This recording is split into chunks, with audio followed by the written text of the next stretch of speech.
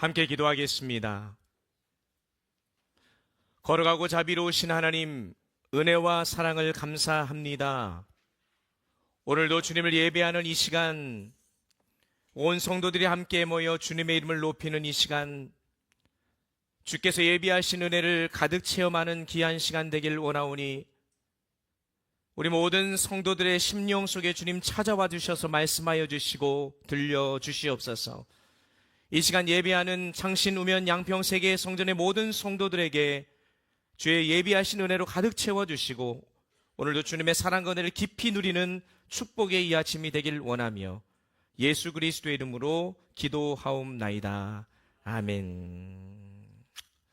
오늘도 하나님을 예배하는 우리 모든 성도님들의 또 심령과 또 가정마다 주의 은혜가 넘쳐나시기를 간절히 축복합니다. 어떤 학생이 중요한 시험을 치르고 나왔습니다. 시험이 끝난 뒤 친구가 물었어요. 야, 시험 어땠어? 그러자 학생은 이렇게 대답합니다. 잘 본 것 같아. 밤도 새우고 열심히 준비했거든. 이 말을 들으면 우리는 보통 이렇게 생각하죠. 그래, 그 정도로 열심히 했으면 잘 되겠지. 그러나 여러분, 결과는 어떻습니까? 최선을 다했다고 해서 모두 합격하는 것은 아니죠. 왜 그럴까요? 시험에는 기준이 있기 때문입니다. 아무리 열심히 준비했더라도 기준에 맞지 않으면 떨어지고 부족해 보여도 기준에 맞으면 합격하는 겁니다. 하나님 앞에 드리는 예배도 이와 같습니다. 우리는 종종 내가 정성껏 드렸으니까, 열심히 준비했으니까 하나님께서 당연히 이 예배를 기뻐 받으시겠지라고 생각합니다. 그러나 성경은 전혀 다른 이야기를 해요. 하나님께서는 어떤 예배는 받으시고 어떤 예배는 받지 않으신다라고 얘기합니다. 오늘 본문은 사실 그 사실을 보여주는 이 이야기가 바로 방금 읽었던 이 창세기 4장의 말씀인데요. 이 유명한 가인과 아벨 이야기, 두 형제는 각자 나름대로 열심히 최선을 다해 제사를 드렸습니다. 가인은 땅의 소산으로 드렸고 아벨은 양의 첫 새끼와 그 기름으로 제사를 드렸어요. 그런데 하나님께서 아벨의 제사는 받으시고 가인의 제사는 받지를 않으셨어요. 여기서 우리가 반드시 한 가지 생각해 볼 것이 있는데, 가인과 아벨 이 두 사람 모두 자신이 드리는 이 제사가 받아들여지지 않을 것이라고는 아마 단 한 번도 생각하지 않았을 것입니다. 그러나 결과는 달랐죠. 이에 몹시 화가 난 가인이 동생 아벨을 죽이는 아주 비극적인 사건까지 벌어지게 되는 것 아니겠습니까? 여기에서 우리는 한 가지 의문을 갖게 됩니다. 왜 하나님께서는 아벨의 제사는 받으시고 가인의 제사는 받지 않으셨을까? 사실 이 질문에 대해서는 인류의 역사 속에서 계속해서 끊임없이 질문을 해왔을 겁니다. 그래서 많은 신학자들이 여러 다양한 답변을 제시했는데, 결론만 좀 간단히 말씀을 드리면 구약신학자의 유명한 신학자인 군켈이라고 하는 분은 뭐라고 대답했냐면, 하나님께서는 특별히 양치는 자를 좋아하신다. 좀 답이 이상하죠, 여러분? 굉장히 그럴듯한 답이 나올 것 같았는데 굉장히 좀 우리도 할 수 있을 법한 답을 하는 것 같아요. 본나드라고 하는 분은 우리는 하나님의 마음을 알려고 해서는 안 된다. 예배를 받으시는 것은 전적으로 하나님의 뜻이기 때문이다. 뭐 맞는 말이긴 한데 답을 좀 회피하려고 하는 듯한 그런 느낌도 들어요. 또한 칼빈이라고 하는 분은 하나님만이 아시는 다른 동기가 분명히 있을 것이다라고 했습니다. 그러니까 여러 신학자들의 이 답변을 보면은 항상 우리보다 좀 더 고차원적인 어떤 답을 낼 것 같이 보이지만 실질적으로 그런 이야기들을 보면 뭐 그리 특별한 답들을 내는 것 같지는 않아요. 여러분, 하나님께서 이 가인의 제사를 받지 않으신 이유가 하나님이 뭐 채소보다 고기를 더 좋아하셔서 그럴까요? 농사 짓는 일을 싫어하셔서도 아니잖아요. 실제로 레위기 성경을 보면은 하나님께서는 소제라는 제사를 통해서 곡식으로 드리는 예물도 하나님이 받으셨습니다. 그렇다면 왜 하나님께서는 이 아벨의 제사는 받으시고 가인의 제사는 받지 않으셨을까? 여러분, 그 이유는 하나님께서 받으시는 예배에는 분명한 기준이 있기 때문에 그렇습니다.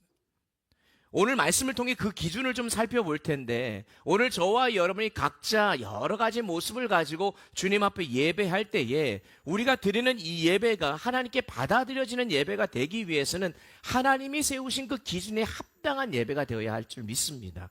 그렇기 때문에 오늘 저와 여러분 모두가 그 기준을 제대로 알고 우리도 하나님이 받으시는 그 기뻐하시는 예배를 온전히 드리는 참된 성도들 되시기를 주의 이름으로 축원합니다.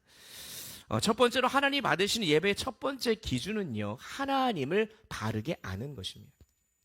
다른 말로 이야기하면 하나님이 받으시는 예배는 하나님을 바르게 아는 것에서부터 출발한다는 거죠. 가인도 하나님을 믿었고 아벨도 하나님을 믿었습니다. 그런데 결과는 달랐어요. 왜일까요? 그들이 드렸던 제물의 차이가 있었지만 그 이전에 무엇보다 중요한 것이 뭐냐면 그들이 하나님을 어떻게 알고 있었느냐에 근본적인 문제가 있어요. 히브리서 11장 4절은 이렇게 말씀합니다. 믿음으로 아벨은 가인보다 더 나은 제사를 하나님께 드림으로. 믿음으로 드렸다. 핵심은 믿음입니다. 자, 어떠한 믿음이냐가 중요한데 여기서의 이 믿음의 출발점이 어디냐? 하나님에 대한 바른 이해로부터 출발되는 믿음이에요. 문제는 단순히 하나님을 믿느냐가 아니라는 거예요. 어떤 하나님을 믿느냐라는 것입니다. 자, 여러분은 하나님을 믿으시죠? 질문하면 막 겁내시는 분들이 많아요. 자, 여러분 하나님을 믿으시죠? 그럼 어떤 하나님을 믿으십니까? 저마다의 고백이 있을 수 있을 것 같아요. 자, 여러분 한번 들어보시고 생각해 보세요. 아기들 가운데 엄마를 믿지 못해서 스스로 기저귀를 가는 아이들이 있을까요? 상상만 해도 웃기죠? 아기들 중에서 엄마가 젖을 주지 않을까 봐 알아서 엄마 젖을 꺼내 먹는 아이가 있을까요? 엄마를 믿지 못해서 엄마 젖은 내가 못 믿겠어. 그래서 스스로 분유를 타먹는 아이가 있을까요? 그런 이야기 아니는 이 세상에 단 한 명도 없습니다. 엄마를 믿지 못해서 그런 행동을 하지 않는다. 이거는 말이 안 된다는 거예요. 기본적으로 아이는 엄마를 믿습니다. 그런데 그 믿음은 단순히 우리 엄마야, 엄마가 존재한다는 것을 믿는 것을 넘어서서 엄마가 하는 모든 일을 신뢰한다는 의미가 담겨 있어요. 엄마는 믿지만 엄마가 하는 일은 내가 못 믿어. 이거는 진정한 믿음이 아니라는 것입니다. 마찬가지로 우리가 하나님을 믿는다고 아멘 지금 고백했지만 하나님이 하시는 일을 우리가 다 믿지 못한다면 그것은 온전한 믿음이 될 수 없는 거죠. 그래서 성경은 이를 가리켜서 교만이라고 이야기합니다. 하나님 없이도 살 수 있다고 생각하는 태도, 나 스스로 알아서 분유를 타먹을 수 있다고 생각하는 말도 안 되는 그 아이의 생각과 같이 나 자신의 판단을 하나님보다 더 신뢰하는 그런 태도, 그게 죄의 본질 아니겠습니까? 그러니까 여러분, 바른 믿음은 어디에서부터 오는 것이냐? 우리가 하나님을 제대로 아는 것에서부터 오는데 그 하나님을 제대로 아는 방법은 성경을 통해서 가능하다는 거예요. 내 경험이 아니에요. 내 지식이 아니에요. 누군가로부터 들은 게 아닙니다. 죄송하지만 요즘 유튜브를 통해서 많이 접하시는 분들이 있는데 유튜브도 옳고 그른 거 분별하지 못하는 세대가 돼버렸어요. AI요, 챗GPT, 제미나이, 여러분 잘못된 정보가 인계되면 확실치도 않아요. 우리는요, 하나님을 알아야 하는데 그 하나님은 성경을 통해 알아야 합니다. 그것만이 진리인 줄 믿습니다. 그래서 성경을 읽으면서 하나님이 어떤 분이신지 알 때 우리는 하나님을 제대로 믿을 수가 있는 거예요. 잘 모르면 엉뚱한 하나님을 믿는다는 거죠. 성경을 읽으면서 아브라함에게 행하신 일을 통해 하나님이 이런 분이구나, 하나님이 신실하신 분인가 하는 걸 배우는 것이고, 야곱에게 행하신 일을 통해서 하나님의 인내와 그 은혜의 성품을 깨닫게 되는 거예요. 그렇게 될 때 성경이 증언하고 나타내는 하나님을 우리가 바르게 믿을 수 있게 되는 겁니다. 근데 문제는 많은 사람들이, 또 많은 성도들이 성경을 안 읽어요. 자기가 다 많이 안다고 생각합니다. 성경을 안 읽어요. 안 읽으니 하나님을 제대로 알 수 없고, 성경을 읽어도 성경에 기록된 하나님이 아니라 다른 하나님을 믿는다는 데 문제가 있는 겁니다. 무슨 말이냐? 나 자신의 욕망과 경험을 바탕으로 만들어낸 그런 내가 만든 하나님을 믿어요. 하나님께서 십계명의 첫 계명으로 주신 말씀이 그런 이유에서 주어졌어요. 여러분이 잘 아는 말씀이죠. 출애굽기 20장 3절 말씀. 나 외에는 다른 신들을 내게 두지 말라. 이 말씀은 단순히 우상 숭배하지 말라 이런 뜻이 아닙니다. 히브리어 원문을 보면은 나 외에는 다른 엘로힘을 두지 말라라고 되어 있습니다. 엘로힘은요, 하나님을 가리키는 이름이에요. 근데 지금 뭐라고 얘기하냐면 나 외에 다른 하나님을 믿지 말라 이런 말입니다. 이 말이 무슨 말이겠습니까? 하나님 외에도 우리가 믿는 다른 하나님들이 있다는 거예요. 우리의 욕망과 바람으로 만들어낸 하나님들이 있고 그에 대한 신앙이 있을 수 있다는 것을 우리 하나님께서는 이미 다 알고 계신 거예요. 그래서 이 첫 번째 계명은 단순히 출애굽 당시 존재했던 그 우상들만을 가리키는 것이 아니라 오늘 예배하는 저와 여러분에게도 지금 너희가 스스로 만들어서 믿고 있는 그 가짜 하나님이 있다면 내 앞에서 그거 다 싹 치워버려라. 이 말씀 우리가 하는 겁니다. 특별히 바로 앞절인 출애굽기 20장 2절을 보면 이렇게 말씀해요. 나는 너를 애굽 땅 종되었던 집에서 인도하여 낸 내 하나님 여호와니라. 아멘. 여러분 이 말씀 자체의 이 내용을 보면 하나님을 믿되 어떻게 믿어야 되는지 우리에게 알려주고 있습니다. 그냥 하나님을 믿는 것이 아니라 너를 애굽 땅 되었던 집에서 인도하여 낸, 구원하여 낸 그 하나님을 믿어야지 다른 하나님을 믿어서는 안 된다. 즉 이스라엘과 언약 관계에 있는 하나님을 믿는 것, 그것이 바로 참된 믿음이라고 얘기하는 거예요. 여러분 10제로 보면 모세가 십계명을 받기 위해서 시내산에 올라간 일이 있습니다. 그런데 시내산에 올라갔는데 이 이스라엘 백성들이 눈에 보였던 모세가 사라지니까 불안하기 시작했어요. 그래가지고 그들이 아론을 중심으로 뭘 만들어요? 금송아지상을 만들잖아요. 자, 여러분 그들이 금송아지를 믿었기 때문에 금송아지상을 만든 게 아니에요. 그들이 하나님을 믿지 않았고 하나님을 버렸기 때문이 아닙니다. 그들은 여전히 하나님을 믿고 있었습니다. 다만 보이지 않는 하나님을 끝까지 신뢰하지 못했기 때문에 불안한 나머지 보이는 하나님을 자기들이 만들고 싶어 했던 거죠.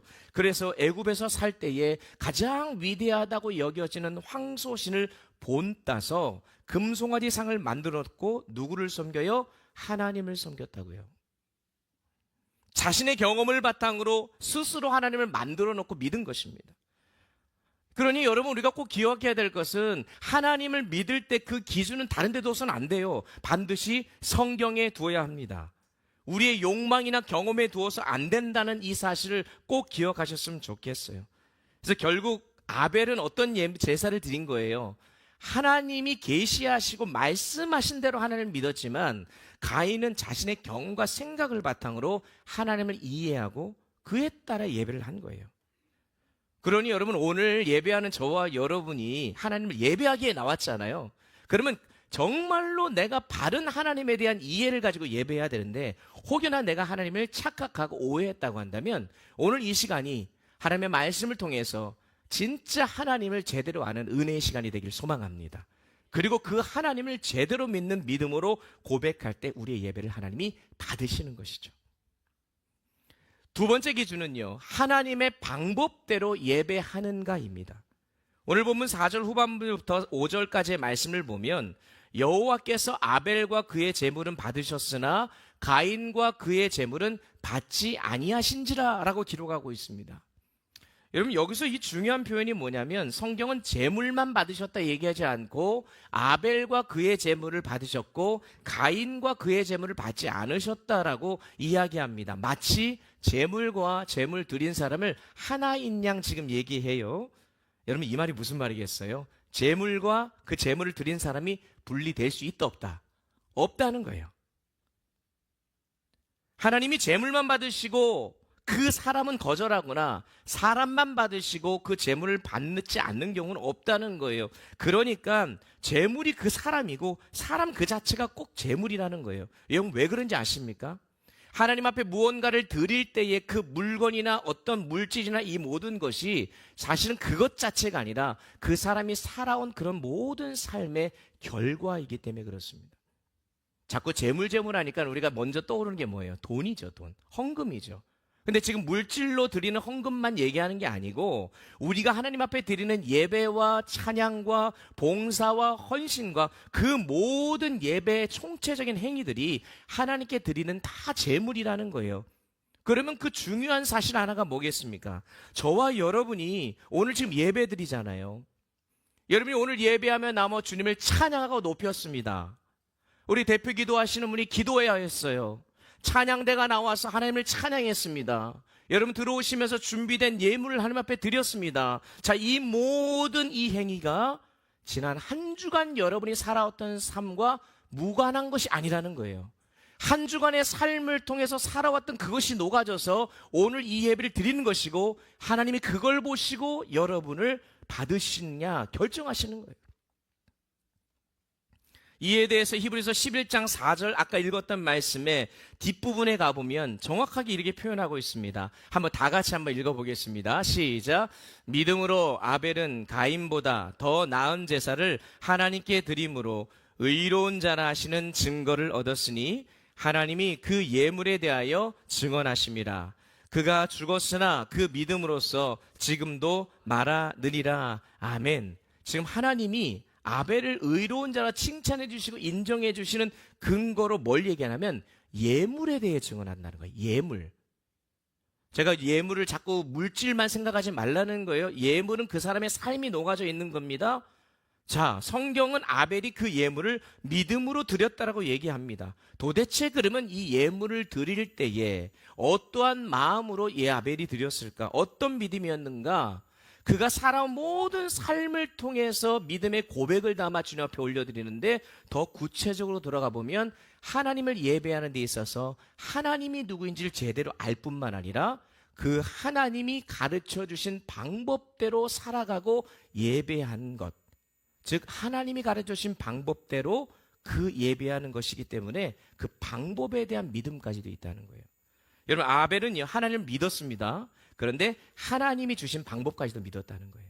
자, 여러분, 노아가 뭘 만들었어요? 방주를 만들었죠. 노아는 하나님을 믿었습니다. 그런데 하나님을 믿었을 뿐만 아니라 하나님이 알려주신 방법도 믿었기 때문에 방주를 짓는 거예요. 하나님을 믿는다고 하면서도 비 한 방울 떨어지지 않는 말짱한 날씨가 있는데 갑자기 저 큰 배를 만들려고 했을 때 아주 상세하게 만드는 방법까지 가르쳐 줬어요. 그런데 그것을 그대로 만들었잖아요. 그것도 100년 동안이나. 하나님만 믿은 게 아니라 하나님이 주신 말씀과 그 방법까지 믿었다는 거예요. 아벨이 그러했다는 것입니다. 그러나 가인은 달랐습니다. 하나님은 믿었지만 하나님의 방법을 믿지 않고 따르지 않았어요. 그러니 자기 멋대로 예배를 드려요. 자기가 생각하기에 이렇게 예배를 드리면 하나님이 받으실 거라고 착각하는 거죠. 여러분, 이것은 엄청난 차이입니다. 믿음이 있고 없고 정도의 문제가 아니라 하나님이 받으시는 예배와 받지 않으시는 예배를 가르는 척도와 기준입니다. 여러분, 신앙생활 오래 했느냐 중요하지 않습니다. 내가 무슨 직분을 가졌느냐 중요하지 않습니다. 내가 얼마나 열심히 주의 몸된 교회를 섬기느냐 중요하지 않습니다. 하나님의 방법대로 살아가고 주를 섬기는 게 중요합니다. 여러분, 이게 굉장히 중요한 거예요. 어떤 할머니가 숲속 오솔길을 막 가고 계셨어요. 갑자기 두 갈래 길이 나타났습니다. 이게 고민이 되는 거예요. 이분이 이제 신앙이 있는 분이니까 하나님께 묻습니다. 하나님, 어느 길로 가야 될까요? 제가 지팡이를 던질 테니까 떨어지는 방향이 하나님이 말씀해 주시는 방향인 줄 알고 가겠습니다. 지팡이를 딱 던졌더니 오른쪽으로 떨어지는 거예요. 자, 그럼 어떻게 해야 돼요? 오른쪽 가야죠. 그런데 이분이 아무리 생각해봐도 어느 쪽 같아요? 왼쪽 같아요. 그래서 하나님 다시 던지겠습니다. 그리고 다시 던졌더니 다시 오른쪽으로 떨어지는 겁니다. 그러니까 오른쪽으로 떨어지니까 아무리 생각해봐도 내가 수십 년 이 산길을 다녀봤는데 이 갈래길이 나고 이 지형을 보면 꼭 왼쪽이었던 것 같은 거예요. 그래가지고 또 떨어뜨리는데 또 오른쪽으로 떨어져요. 이걸 몇 번 반복하다가 마침내 어디로 떨어져요? 왼쪽으로 떨어지니까 그때 이 할머니가 역시 하나님이 왼쪽으로 인도하시네. 그러고 그 길로 갔다는 얘기가 있대요. 여러분, 이게요 우스운 이야기지만 저와 여러분의 모습하고 똑같지 않습니까? 분명히 하나님이 우리에게 알려주시는 길이 있는데, 보여주시는 길이 있는데 내가 생각하는 방법과 길을 끝까지 고집해요. 그러다가 그렇게 가놓고선 하나님이 인도했다고 얘기하는 그런 어리석은 모습이 우리에게 있다는 것입니다. 여러분, 하나님의 방법은 때로는 이해가 되지 않을 수 있습니다. 때로는 불편합니다. 고통스러울 수 있어요. 내가 납득이 안 될 수 있습니다. 그럼에도 우리는 그 길을 따라가야 합니다. 왜냐하면 그건 대충 복 받고 안 받고 정도의 문제가 아니라 여러분, 우리가 죽고 사느냐의 문제가 거기에 달려 있어요. 구원을 받는 문제에 있어서는 하나님이 가르쳐 주신 방법대로 우리가 믿어야 구원받는 거거든요. 내가 이해가 되건 되지 않건 상관없이 하나님의 방법대로 해야 합니다. 그래서 오늘 본문의 아벨이 어린 양 이 첫 새끼와 그 기름으로 제물을 삼아 하나님께 드린 것은 하나님께서 피를 좋아하시기 때문도 아니고 아벨이 양치는 것을 잘해가지고 남아 돌아서 어린 양을 드린 게 아니에요. 아벨은요, 하나님이 가르쳐 준 구원의 방법을 믿고 따른 것입니다. 그게 어디서부터 시작됐냐? 창세기 3장 7절에서부터 시작이 돼요. 아담과 하와가 죄를 짓습니다. 그러고 나니 부끄러움을 느끼게 돼서 무화과 나뭇잎으로 자신의 부끄러운 부분을 가리우기 시작합니다. 근데 시간이 지나면 마르기도 하고 이게 이제 더 이상 입을 수 없게 되어지잖아요. 그럼 또 다른 무화과 나뭇잎으로 가려야 되는데, 죄를 짓고 나서 아담과 하와가 에덴 동산에 쫓겨날 때에 하나님께서 그들에게 해주신 일이 바로 뭐였어요? 우리 크리스천 베이직 통해서도 공부했고 또 말씀을 통해 제가 여러 번 말씀 나눴어요. 가죽옷을 입히신 이 사건, 여러분, 가죽옷을 입혔을 때의 가장 중요한 것은 이게 어떤 가죽이냐가 중요한 게 아니라 그랬잖아요. 가죽옷을 입혔을 때의 핵심은 뭐냐? 부끄러움과 인간의 죄를 가리기 위해서 한 생명이 죽어야 한다는 것이죠. 이것은 하나님이 정해놓으신 방법이에요. 다른 생명이 살려면 한 생명이 죽어야 되는 것이 구원의 방법입니다. 죄 없는 한 생명이 아담과 하와의 부끄러움을 가리기 위해 반드시 죽어야 했던 것, 이것이 최초의 복음입니다. 아벨은 바로 그걸 믿은 거죠. 한 생명의 죽음을 통해 가죽옷을 먼저 입었던 아담과 하와, 그의 부모로부터 사실 가인과 아벨이 이 이야기를 얼마나 많이 들었겠습니까? 수도 없이 들었겠죠.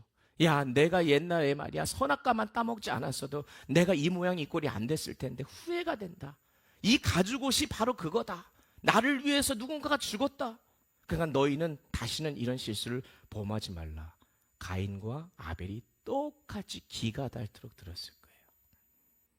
그런데 똑같이 들었는데 아벨은 그 아빠 엄마가 경험했던, 그래서 그 가죽옷의 의미를 제대로 알고 그 하나님을 믿고 그분이 가르쳐 주신 방법대로 제사를 드렸는데, 똑같이 들었던 이 가인은 그러지 않았다는 거예요.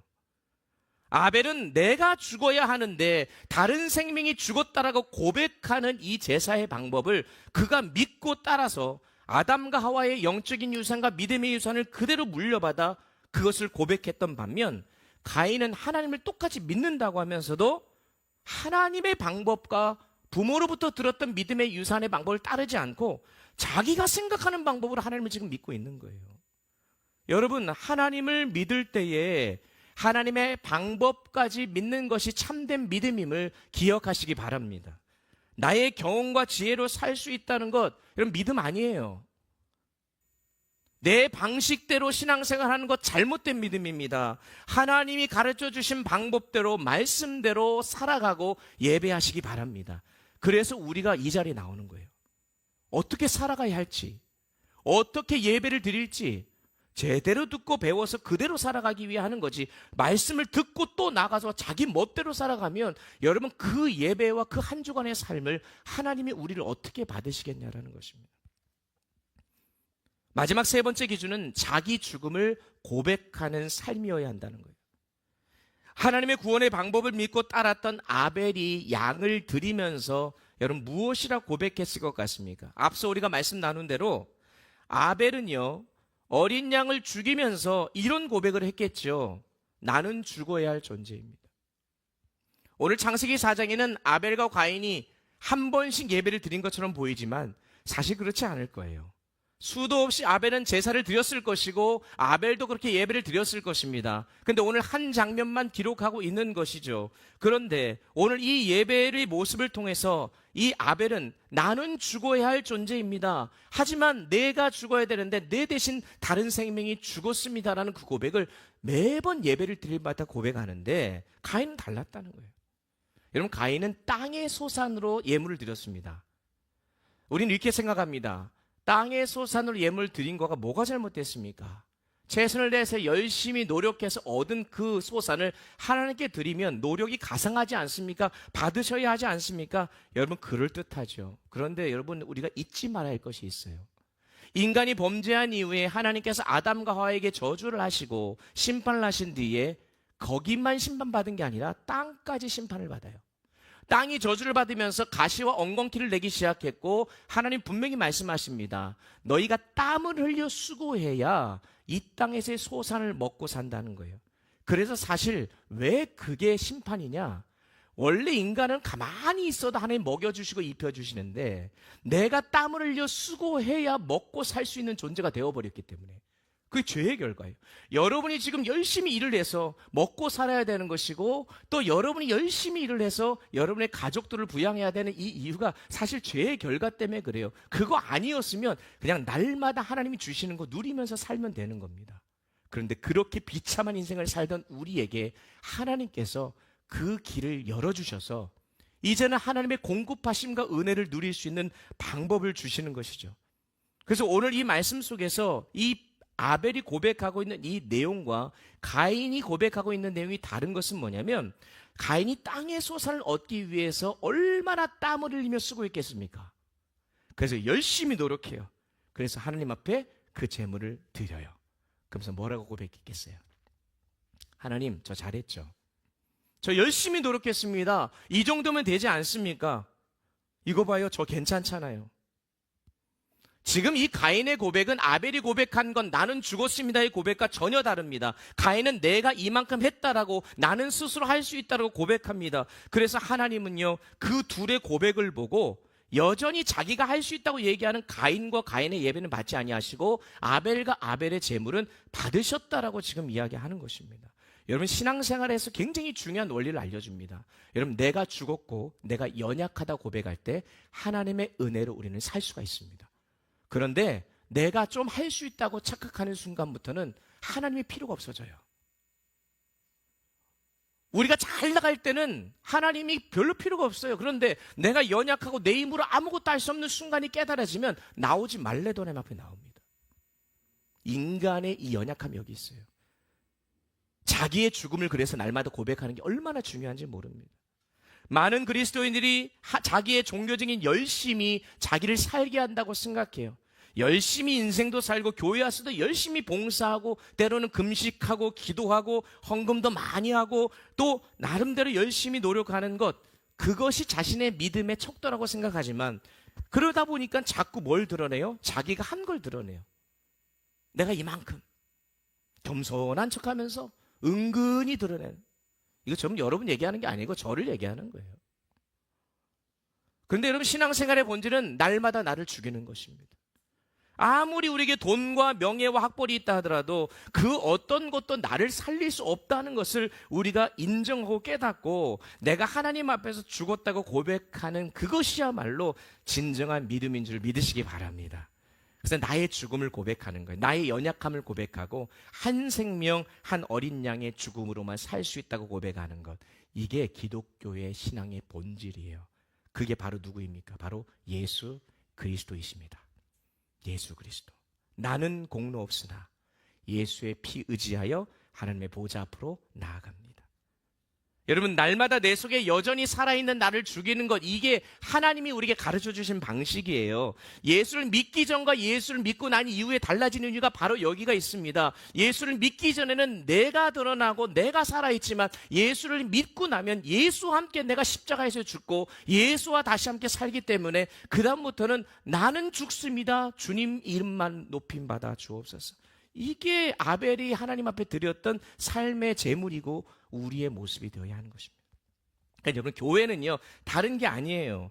자신의 죽음을 고백한 자들이 모이는 겁니다. 함께 모일 때 사실은 우리가 집을 나서기 순간부터 오늘 예배당까지 오는 여러분의 이 발걸음 가운데 뭘 고백하고 오셔야 되는지 알아요? 주님, 제가 죽어 마땅한 존재입니다. 저는 도저히 주님 앞에 온전히 설 수 없는 자입니다. 그렇지만 염치 없지만 오늘도 일주일 만에 다시금 그리스도의 피를 의지하며 주님의 보좌 앞에 나아가오니 주님, 나를 있는 모습 그대로 받아 주옵소서. 지금 그 마음으로 이 자리에 앉아 있으셔야 된다는 거예요. 여러분, 오늘 이 자리가 우리가 더 윤리적으로 도덕적으로 깨끗하기 때문에 세상 사람들은 오지 못하는데 우리만 와 있는 게 아니라는 거예요. 제가 목사이기 때문에 여러분들보다 더 깨끗하냐? 아니라는 거예요, 여러분. 오히려 하나님 앞에 더 은혜가 필요한 자인 거죠. 내가 더 지저분하고 더 더러운 존재임을 고백하고 오직 예수님만이 나를 살리실 수 있다는 고백하는 것. 그가 저와 여러분이 그런 모습이 우리에게 있어야 될 줄 믿습니다. 저는 우리 교회가 그러한 고백을 하는 자들로 넘쳐날 수 있었으면 좋겠어요. 그래서 우리가 그것을 통하여서 주님, 내가 죽었으니 구원해 주소서, 날마다 눈물로 호소하며 외치는 상한 심령을 찾으시는 그 하나님 앞에 우리의 모든 것을 내어놓을 수 있기를 간절히 축원합니다. 그래서 찬송가 다 좋아하시는데 이 말씀을 준비하면서 느꼈던 것 중에 하나가, 정말 주님 오시는 그날까지 우리에게 필요한 찬송가 한 장만 있다면 무엇일까 한번 생각해 봤어요. 다 맞는데 이 찬양의 가사, 나의 죄를 씻기는 뭐밖에 없네? 예수의 피밖에 없네. 제가 앞부분 하면 여러분이 뒷부분 하는 거예요. 나의 죄를 씻기는 예수의 피밖에 없네. 여러분 믿으십니까? 나의 죄를 씻기는 예수의 피밖에 없네. 나를 정케 하기 예수의 피, 예수의 피밖에 예수의 흘린 피, 예수의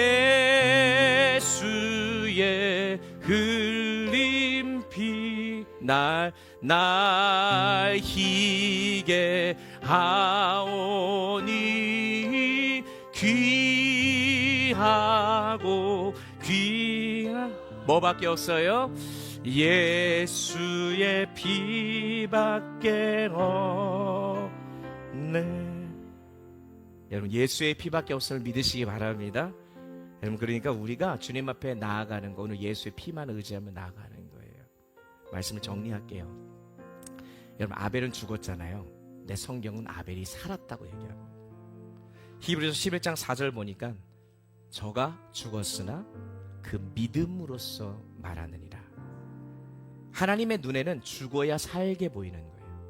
나는 죽었고 예수와 함께 살았다고 고백하는 자들, 그 사람들만이 하나님 보시기에 산 것입니다. 우리가 부활절을 지내고 사순절을 지내고 고난주간을 통해서 예수님이 죽으실 때 우리의 모든 죄가 십자가에 함께 못 박혀서 죽었고, 그것을 인정하고 고백하고 예수를 믿는 순간 예수님 부활함으로 우리에게도 새 생명이 주어진 것 아니겠습니까?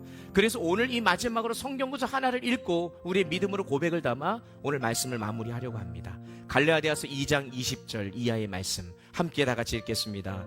내가 그리스도와 함께 십자가에 못 박혔나니 그런즉 이제는 내가 산 것이 아니요 내 안에 그리스도께서 사는 것이라.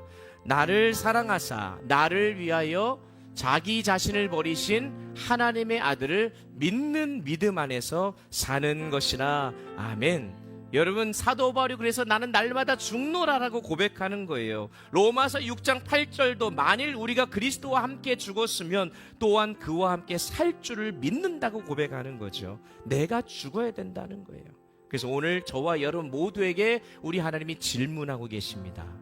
나의 가진 것으로 나의 살아있음을 드러내고 고백하며 가인처럼 살 것인지, 아니면 오직 십자가 앞에서 나의 죽음을 고백하고 나를 살리신 예수의 이름만 높이며 살아가는 아벨과 같은 인생이 되실 것인지. 여러분, 예배하라 살아나리라 라는 표어를 가지고 올한해 출발하면서 우리가 1월부터 오늘 벌써 4월 중순에 이르기까지 우리의 예배가 회복되길 원하는 마음으로 주 앞에 나아가는데, 하나님이 받으시는 그 예배가 우리의 삶을 통해 온전히 드려야 되지 않겠습니까? 오늘 이 예수의 보혈에 의지하며 내 방식이 아니라 하나님의 방법대로 하나님을 제대로 알고 주님 앞에 나의 죽음을 고백하는 은혜가 있기를 주의 이름으로 축원합니다. 축원합니다.